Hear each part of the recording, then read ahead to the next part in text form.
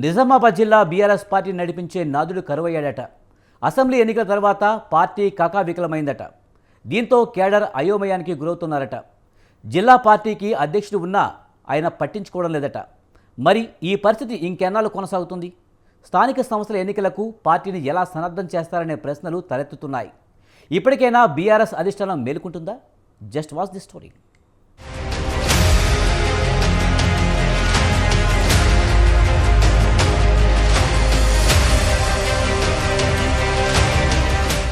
నిజామాబాద్ జిల్లా ఒకప్పుడు గులాబీ పార్టీకి కంచుకోటగా ఉండేది. ఉద్యమ సమయం నుంచి మొన్న జరిగిన అసెంబ్లీ ఎన్నికల వరకు అక్కడ బీఆర్ఎస్ పార్టీదే హవా. ఆ పార్టీలో చిన్న పదవులకు కూడా భారీ పోటీ ఉండేది. అలాంటిది ఇప్పుడు జిల్లాలో పార్టీని నడిపించే నాయకుడే కరువయ్యారు. జిల్లా అధ్యక్షుడిగా ఉన్న మాజీ ఎమ్మెల్యే జీవన్ రెడ్డి పేరుకు మాత్రమే అన్నట్టుగా మారారట. ఆయన ఓడిపోవడంతో జిల్లాలో పర్యటనలు కరువయ్యాయి. ఓటమి తర్వాత ఆయన ముఖం చాటేశాడు. జిల్లా అధ్యక్షుడు హైదరాబాద్ కు పరిమితం కావడంతో ఇందులో గులాబీ శ్రేణుల పరిస్థితి అయోమయంగా మారింది. పార్టీ పూర్వ వైభవం కోసం పనిచేసేందుకు అక్కడి ద్వితీయ శ్రేణి నాయకులు కార్యకర్తలు సిద్ధంగా ఉన్నా వారిని నడిపించే నాయకుడు లేకపోవటం విశేషం.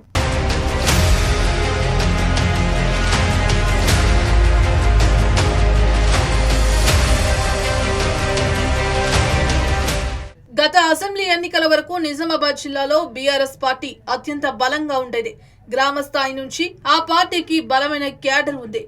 ఎప్పుడు ఏ ఎన్నికలు వచ్చినా నిజామాబాద్ జిల్లా బీఆర్ఎస్ లో జోష్ కనిపించేది. బలమైన నాయకులు కార్యకర్తలు కలిసి హంగామా చేసేవారు. నిజామాబాద్ జిల్లాలో బీఆర్ఎస్ పార్టీని ఎదుర్కోవటం ప్రతిపక్షాలకు అసాధ్యమనే రేంజ్ లో పార్టీ ఉండేది. తెలంగాణ ఉద్యమ సమయం నుంచి కూడా టీఆర్ఎస్ పార్టీకి సంపూర్ణ మద్దతు ఉండేది. నిజామాబాద్ జిల్లాలో 2014-18లో జరిగిన ఎన్నికల్లో జిల్లాలో బీఆర్ఎస్ పార్టీ క్లీన్ స్వీప్ చేసింది. ఉమ్మడి జిల్లాలో కూడా 9 నియోజకవర్గాల్లో గులాబీ జెండా ఎగురవేసింది. బీఆర్ఎస్ పార్టీలో ఏ చిన్న పోస్ట్ అయినా పోటీ మాత్రం భారీగా ఉండేది. ఆ పార్టీలో క్రియాశీలకంగా ఉండేందుకు అందరూ ఆసక్తి కనపరిచేవారు. దీంతో జిల్లా బీఆర్ఎస్ పార్టీ కార్యాలయం ఎప్పుడూ కిటకిటలాడేది.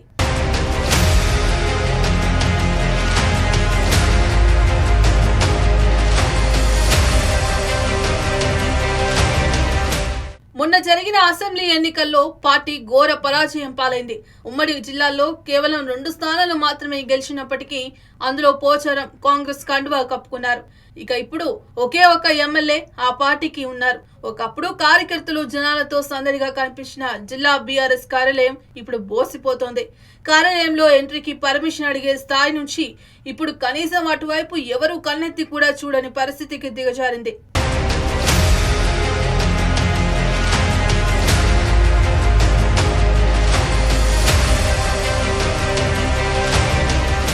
అసలు జిల్లాలో బీఆర్ఎస్ పార్టీ ఉందా అనే స్థాయికి పడిపోయింది.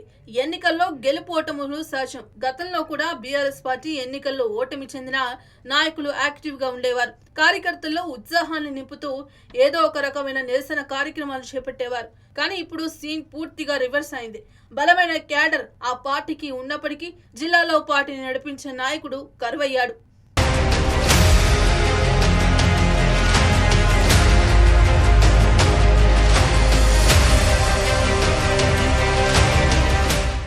ఎన్నికలకు ముందు పార్టీ అధినేత కేసీఆర్ నిజామాబాద్ జిల్లా బీఆర్ఎస్ అధ్యక్షుడిగా జీవన్ రెడ్డిని నియమించారు.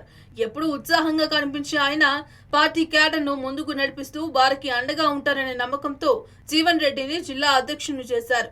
ఎన్నికల ముందు వరకు ఆయన కూడా ఆ రేంజ్ లోనే పనిచేశాడు. నిత్యం పార్టీ కార్యాలయానికి వచ్చి హడావిడి చేసేవారు.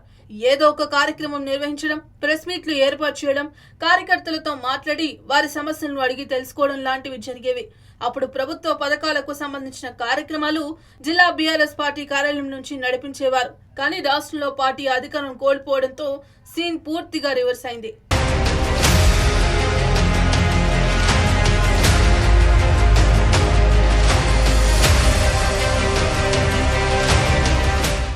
పార్టీ జిల్లా అధ్యక్షుడు మాజీ ఎమ్మెల్యే జీవన్ రెడ్డి హైదరాబాద్ కే పరిమితమవుతున్నారట. అడపాదడపా ఇక్కడికి వస్తున్నారే తప్ప పార్టీ రెగ్యులర్ కార్యక్రమాలకు దూరంగా ఉంటున్నారట. ఒకవైపు ప్రభుత్వం ఆర్మూర్లో ఉన్న ఆయన మాల్ ను టార్గెట్ చేస్తూ జీవన్ రెడ్డి అక్రమాలను బయట పెట్టడంతో జీవన్ రెడ్డి పూర్తిగా సైలెంట్ అయ్యారట. జిల్లా పార్టీ కార్యాలయం వైపు ఆయన కన్నెత్తి కూడా చూడడం లేదట. 2-3 నెలలకోసారి కేవలం ప్రెస్ మీట్ నిర్వహించి వెళ్లిపోతున్నారట. పార్టీ క్యాడర్ తో మాట్లాడే ప్రయత్నం కూడా చేయలేదని ఆరోపణలు ఉన్నాయి.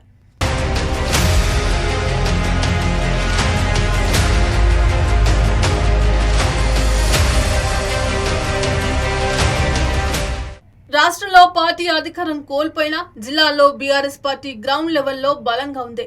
ఇంకా ఎంతో మంది నాయకులు కార్యకర్తలు ఆ పార్టీని అంటిపెట్టుకొని ఉన్నారు. పార్టీపై ఉన్న అభిమానం, కేసీఆర్ పై ఉన్న నమ్మకంతో వారు బీఆర్ఎస్ పార్టీని వీడడం లేదు.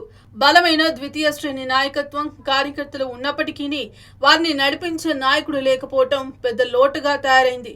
జీవన్ రెడ్డి కేవలం పేరుకు మాత్రమే జిల్లా అధ్యక్షుడిగా ఉన్నాడనే ప్రచారం సాగుతోంది.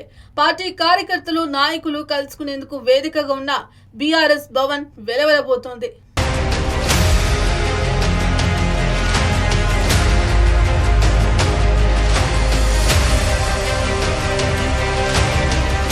స్థానిక సంస్థల ఎన్నికలు సమీపిస్తున్న వేళ పార్టీ అధ్యక్షుడు యాక్టివ్ గా లేకపోవడంతో క్యాడర్లో మరింత అయోమయం నెలకొంది.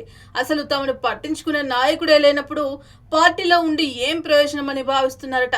ఎన్నికల్లో పార్టీ తరపున పోటీ చేసే విషయంలో కూడా సందిగ్ధంలో ఉన్నారట. మొత్తం మీద ఇప్పటికైనా జిల్లా అధ్యక్షులు స్పందించి కేడర్ను కాపాడుకుంటారా, లేదంటే ఎప్పటిలాగే హైదరాబాద్కే పరిమితం అవుతారా అనే చర్చ జోరుగా సాగుతోంది.